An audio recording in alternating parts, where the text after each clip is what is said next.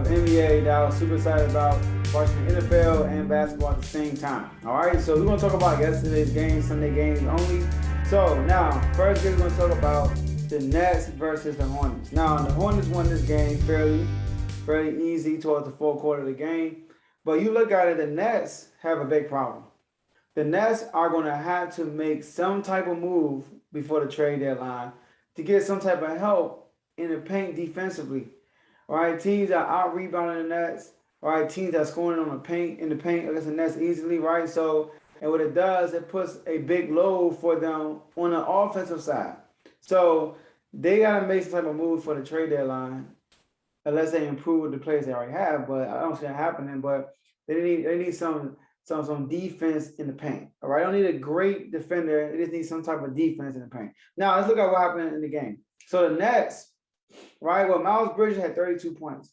Miles Bridges is not known to have 32 points, right? So look, like I said, they don't defend the paint well. Miles Bridges had 32 points because they could not defend the paint. All right, the Nets were out rebounded. They were out rebounded. Now you go back to the points in the paint. The Nets had 42 points in the paint. The Hornets had 56. All right. So they were bully balling the Nets all game. All right. So Claxton, I had high hopes for Claxton. I thought he would play great this season, but I don't know what he's been like. Dude, you had 18 minutes, only got 4 rebounds.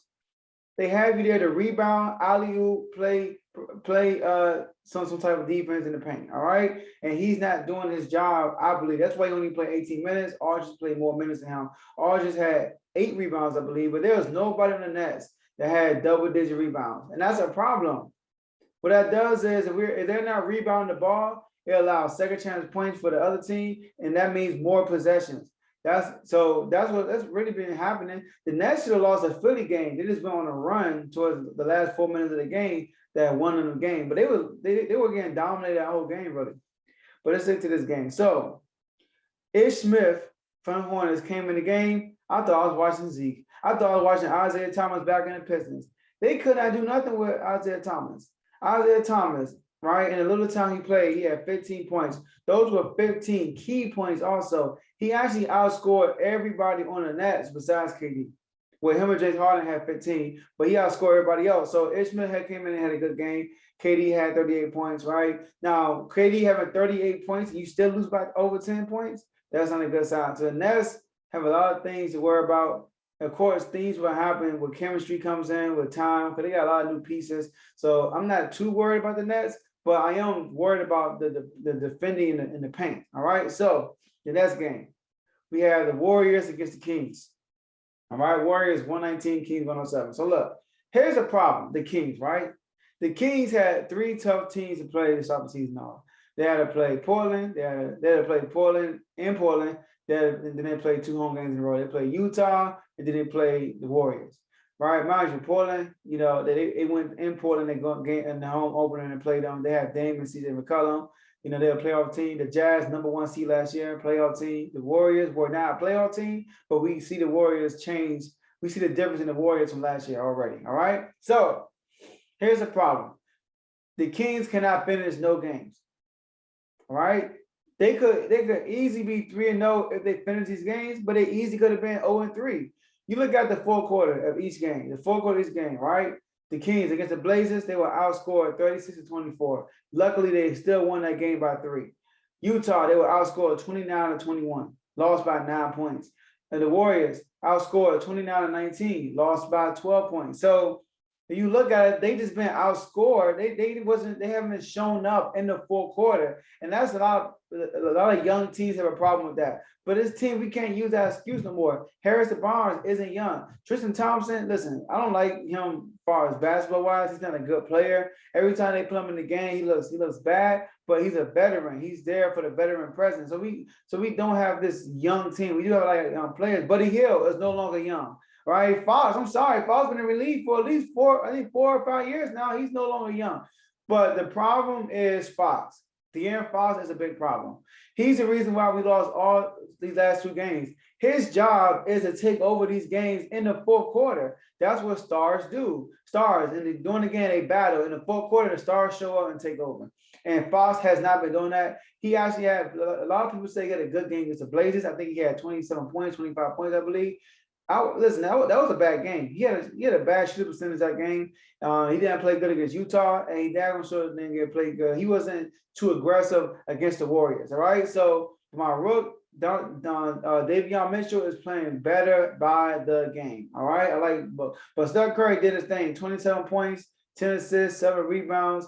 I mean, it's Steph Curry. The Warriors are looking very good. Their chemistry is so great. I mean, you look at the way they move the ball, they get easy shots. It's beautiful, man. And then when Klay comes back, it's gonna be a problem. All right, and Wiseman. So just look out for the Warriors.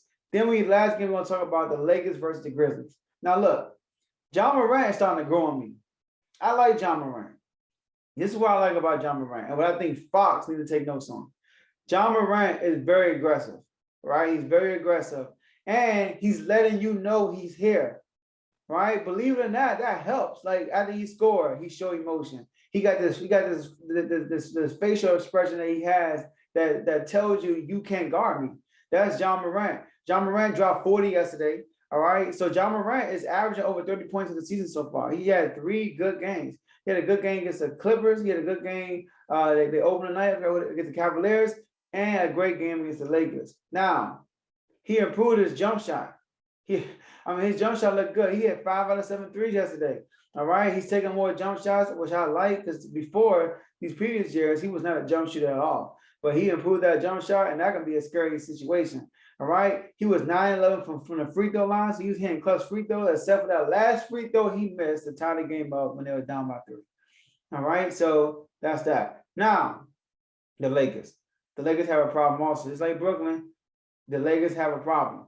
Now, the Lakers, they create, when they have their big lineup, they have AD, LeBron, Westbrook on the court at the same time, they cannot create no space on the floor. Westbrook is looking bad. He's looking horrible. Like, believe it or not, Rondo's looking like a better point guard fit for the Lakers than Westbrook. That's another story, right? So if you look at it, Carmelo saved the Lakers bacon. They say they lost yesterday. The reason why the Lakers had to be worried, they lost by 3 points. They won by 3 points, and a lot of things happened yesterday that's not going to happen all season. Number one, Carmelo Anthony. Carmelo Anthony, how often he's going to become? He's going to be 10 or 15 from the field, 6 from 8 from 3, and drop you 28 points. How often that's going to happen?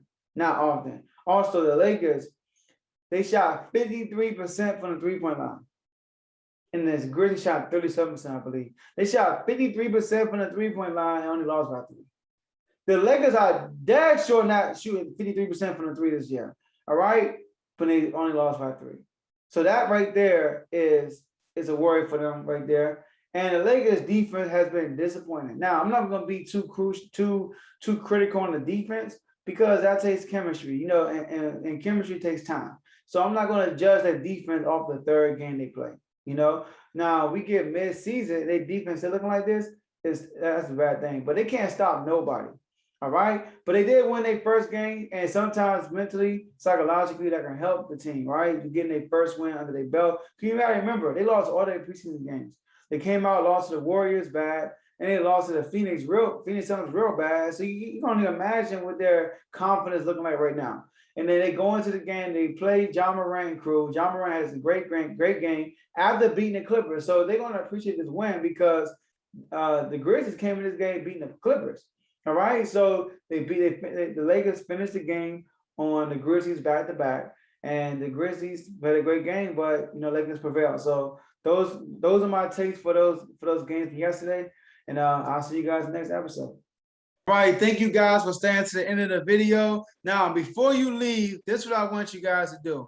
I want you to like this video if you haven't done it yet. I want you to subscribe to the YouTube channel if you haven't done it yet. Share this video with someone you know that will be interested in listening to what we talked about today. And last but not least, hit the notification bell so you can make sure every time we upload a video, you'll be notified on YouTube. So enjoy the rest of your day, and I'll see you guys in the next episode.